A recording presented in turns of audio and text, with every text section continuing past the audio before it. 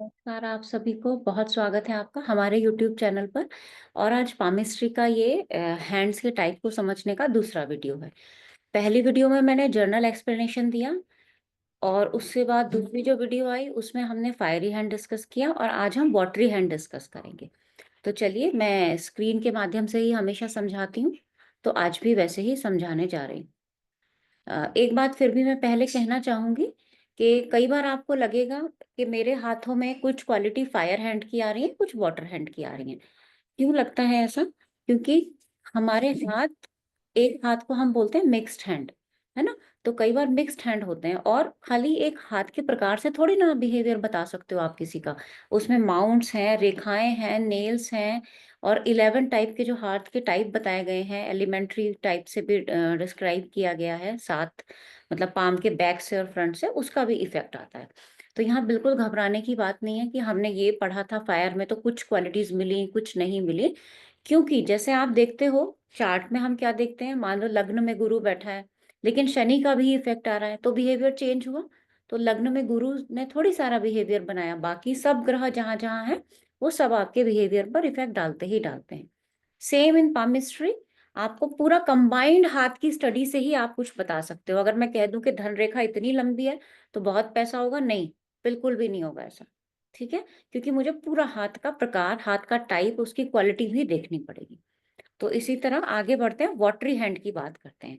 अब देखो water hand कैसा होगा ये मैं आपको पहले बता चुकी थी। आप सबसे पहले वाला वीडियो देखना पामिस्ट्री का, टाइप्स ऑफ हैंड, जहां पे लिखा गया होगा।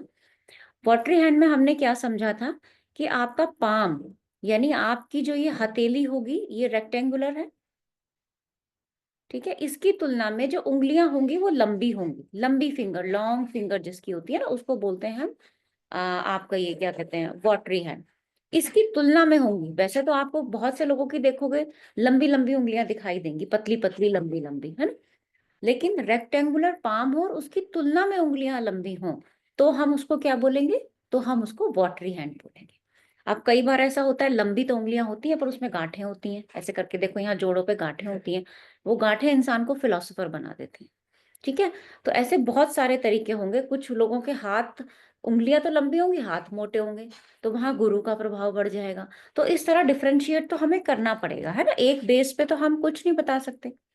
इसको हम बोलते हैं वाटरी हैंड, है ना। यानी वाटर एलिमेंट से क्या बना, वाटरी हैंड हो गया ये। आप अब देखो, वाटर से समझ में क्या आ रहा है, पानी। ये जो लोग होते हैं ना, ये चंद्रमा से रूल होने वाले होते हैं। चंद्रमा को हम सब जानते हैं, इतने दिनों से आप लोग ज्योतिष पढ़ रहे हो, न्यूमेरोलॉजी पढ़ रहे हो, चंद्रमा चंद्रमा हर जगह हो रहा है। तो चंद्रमा से क्या समझते हो? Emotions, feelings, मूडीनेस, caring attitude, loving, nurturing, adjusting, feminine qualities, कितनी सारी चीजें हो। तो ये सारी क्वालिटीज इनके अंदर हो सकती हैं, बिल्कुल हो सकती हैं बोला मैंने। ठीक है, अगर थोड़ा बहुत कहीं ऊपर नीचे हुआ तो इस ये कई बार डिप्रेशन का रूप भी ले लेती हैं और कई बार क्या कहते हैं, बहुत ज्यादा सक्सेसफुल भी हो जाते हैं अपनी इन क्वालिटीज में। तो डिपेंड करेगा आपका चंद्रमा का माउंट कैसा है, आपके बाकी जो माउंट्स हैं उनकी क्या क्वालिटीज है ना।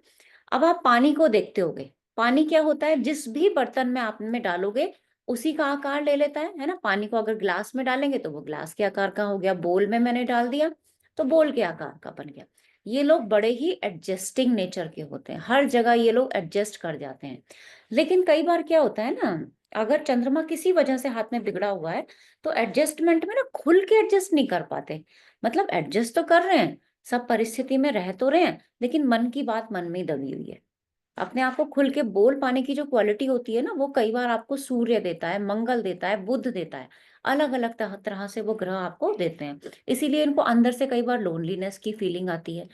अब जब लोनलीनेस की फीलिंग आती है ना, तो ये अकेले अपना मन बहलाने की कोशिश करते हैं। मन बहलाने के लिए क्या करता है चंद्रमा? कोई ना कोई क्रिएटिविटी इनके अंदर होती है, आर्टिस्टिक नेचर होता है। यानी कुछ ना कुछ आर्ट, पेंटिंग, ड्राइंग, क्राफ्ट, कुछ भी, गाना बजाना, कुछ भी एक क्वालिटी इनके अंदर जनरली देखी गई है। हार्ट से बड़े सॉफ्ट हार्टेड, बड़े काइंड हार्टेड होते हैं। लेकिन आप देखोगे कि सुनामी भी पानी में ही आती है ना। तो आप वो देखोगे कि अगर बहुत ज्यादा इनके इमोशंस बिगड़ जाएं, मतलब मन की बात मन में ही रह जाए, चंद्रमा भी इनका बहुत ज्यादा डिस्टर्ब है, तो क्या होगा इस केस में? इस केस में ये होगा कि इनका जो बिहेवियर है ना, अंदर ही अंदर या तो सुसाइडल टेंडेंसीज बन सकती हैं, या फिर इनका डिप्रेशन प्रोन भी ये लोग हो सकते हैं, एंजाइटी इश्यूज हो सकते हैं, फिजिकली कई बार ये वीक होते हैं, पेट खराब होते हैं। आप देखो जितने भी आर्टिस्टिक लोग हैं उनके लंबे हाथ, लंबी उंगलियां, लंबे फिंगर, और सुसाइडल टेंडेंसीज भी उन्हीं केसेस में ज्यादा मिलती हैं, या आज के केसेस में मिल रही हैं। आज के जो बच्चे देखोगे ना सब आप, उनमें ये ज्यादा संभावना मिल रही है। तो क्यों मिल रही है? क्योंकि उनका हाथ एयरी और अर्दी तो है ही नहीं।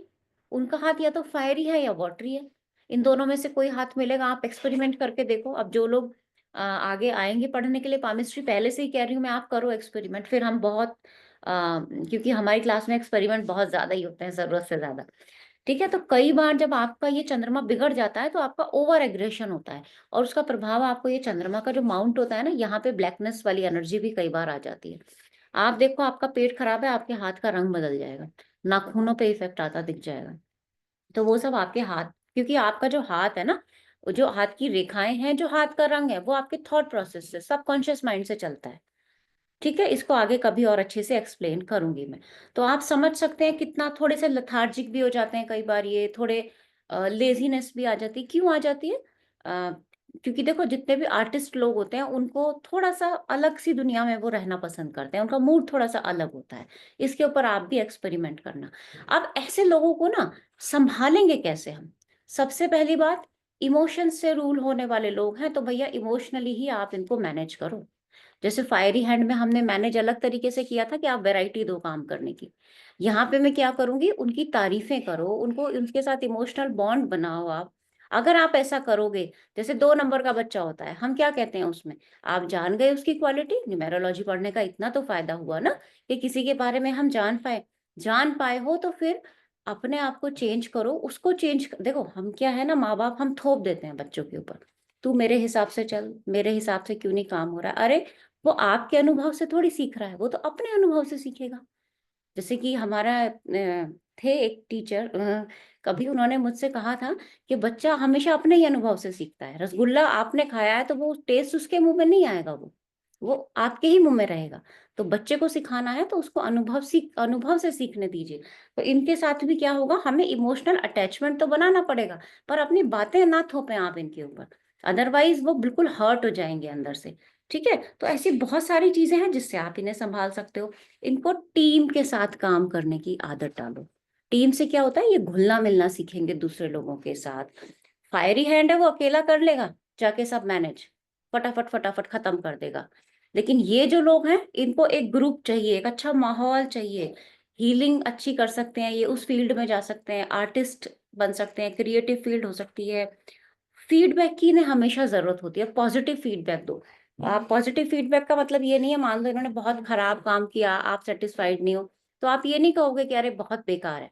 रूडली नहीं बोलोगे, बेटा आपने बहुत अच्छा किया, इससे भी और अच्छा करने की कोशिश करो आगे, है ना, या मैं बताता हूँ इसमें और क्या क्या सुधार हो सकता है। तो थोड़ा सा बस आपके शब्द होंगे और इनकी दुनिया बदल जाएगी। ठीक है, इन लोगों को किसी से ना कहने में बड़ी परेशानी होती है। क्यों होती है परेशानी?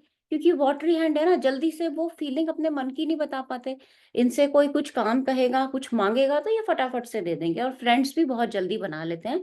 पर जितनी जल्दी फ्रेंड बनाते हैं, उतनी ही जल्दी इनके एनिमी भी बन जाते हैं, क्योंकि इमोशनली हर्ट हो जाते हैं, या तो किसी से बहुत जल्दी इमोशनली कनेक्ट हो जाएंगे। तो अब आप समझ सकते हो, जो वॉटरी हैंड है वो कंप्लीटली रूल्ड है आपके इमोशंस से, मून से। अब ध्यान देना, जिस जिसकी लंबी उंगलियां हैं उनकी आदतें कैसी हैं, जिनका फायरी हैंड है उनकी आदतें कैसी हैं, और अगर आपको लगता है कि उनकी आदतों में कहीं ना कहीं कुछ चेंज आ रहा है, बदलाव आ रहा है, तो फिर उनके हैंड्स की पिक्चर कलेक्ट करना स्टार्ट कर दो। हम देखेंगे आगे कि किस तरह से उनके बिहेवियर में कहाँ से क्या परिवर्तन आया। ठीक है, फिर आगे मिलते हैं अपने नेक्स्ट वीडियोस में। आज के लिए इतना ही रखते हैं, बहुत धन्यवाद।